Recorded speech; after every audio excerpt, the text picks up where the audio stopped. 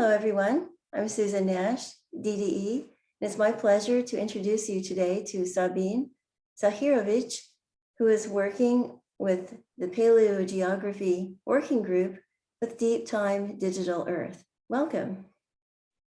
Thanks so much, Susan. It's an honor to be here. It's an honor to represent the Paleogeography Working Group. We've been very busy over the last year. We've got a wonderful team from across the world. There's a lot more that haven't, the photos haven't made it onto this slide. Everyone is welcome to join us. So please reach out. My contact details will be at the end of this very short presentation. And in this presentation, I just want to give a very quick overview and a preview for our EGU presentation this year. So paleogeography is really just the evolution of Earth's surface, both subaerial and submarine. And it's not just the plate tectonic reconstructions, these base maps that we're used to. It's looking at the elevations and paleo environments. And a lot of data needs to be synthesized, everything from fossils and other paleo-environmental indicators to make these rich maps. But we also need to be aware of where the data gaps are, both in space and time, and build, I guess, new generations of these models, because they're really crucial as inputs for, say, climate and ocean circulation models, understanding biogeographic dispersal on Earth, or the ocean chemistry, for example. How does sediment flushing into the oceans change the composition of water, but also for industry, everything from source to sink systems, and even finding mineral resources.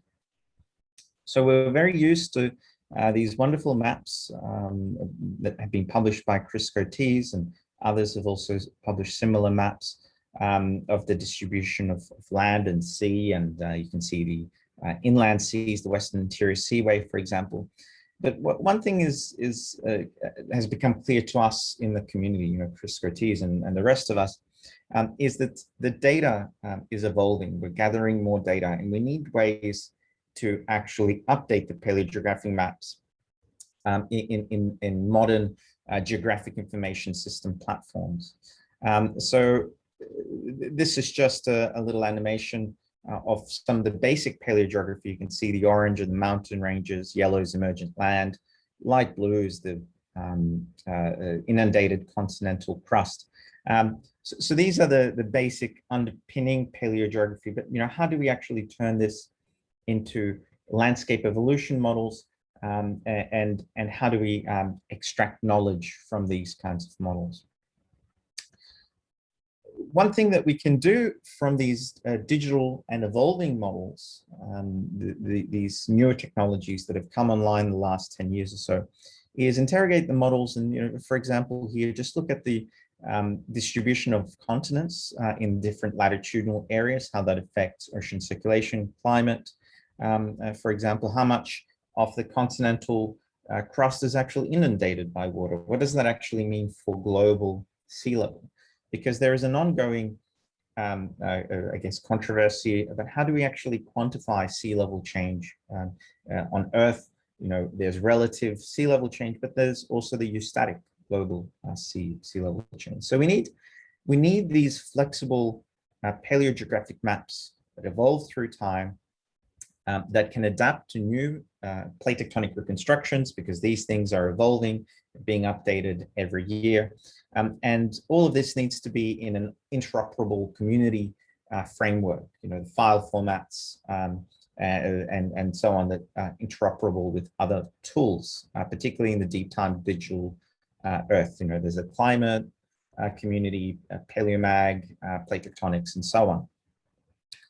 And so just to look at these as an example, this is just some of the sea level curves for the last 200 million years or so.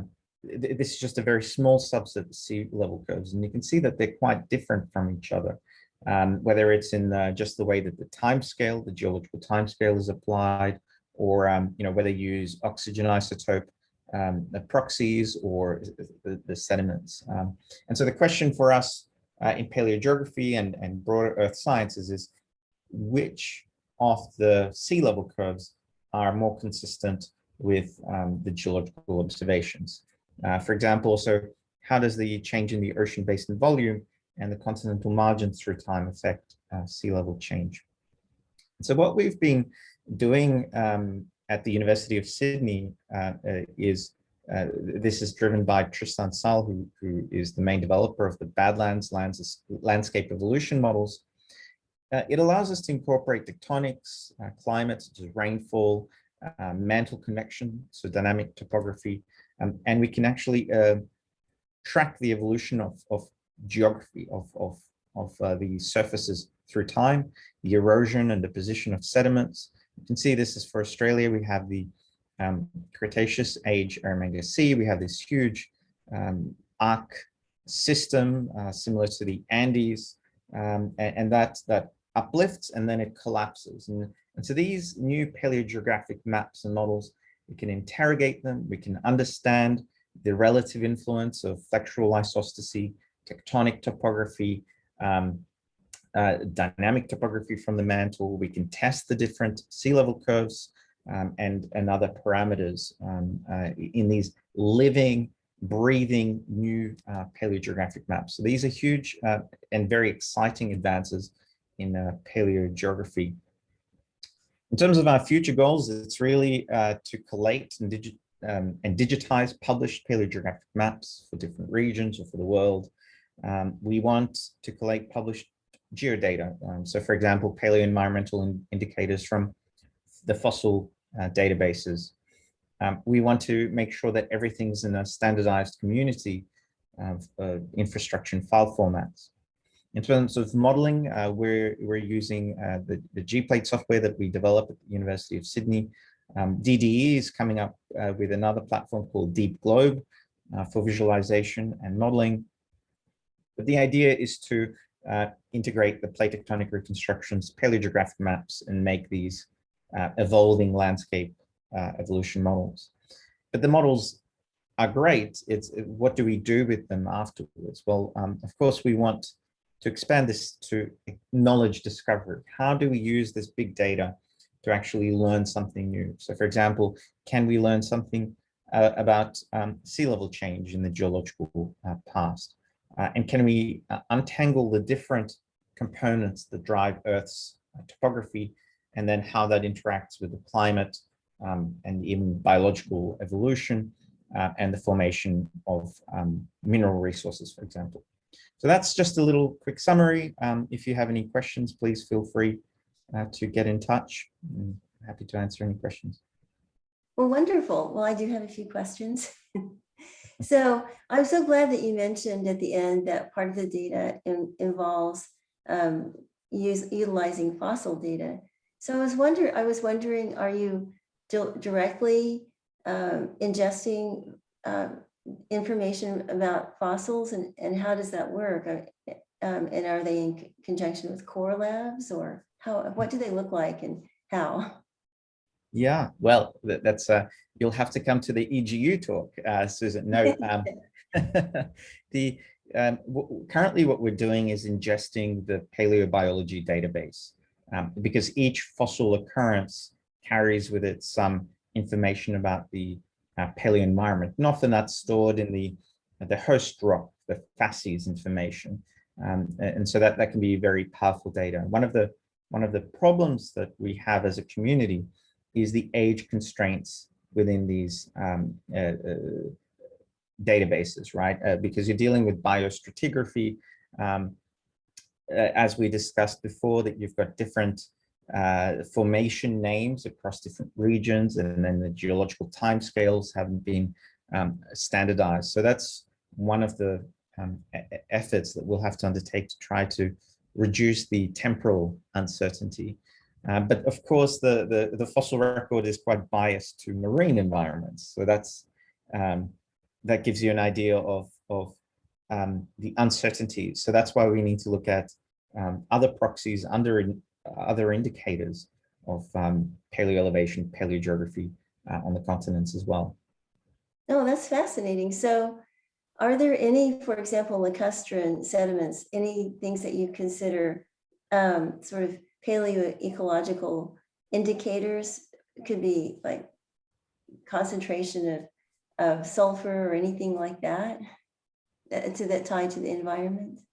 Yeah, so that's a great question. On the most simplistic level, there is definitely terrestrial fossils that we've looked at, fluvial lacustrine and so on. The geological maps, the facies maps particularly, are very important for us. The well data is really important, but as you say, it's I think one of the more advanced steps will be to incorporate other proxy, geochemistry and other indicators of paleogeography. Oh, wonderful. Well, there's so much potential with this, and the implications are just absolutely fantastic. I'm excited about this.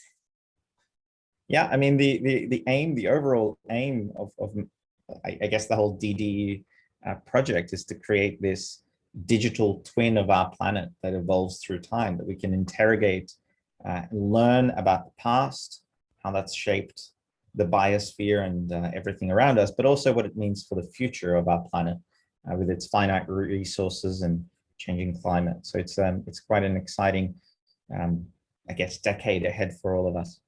Absolutely.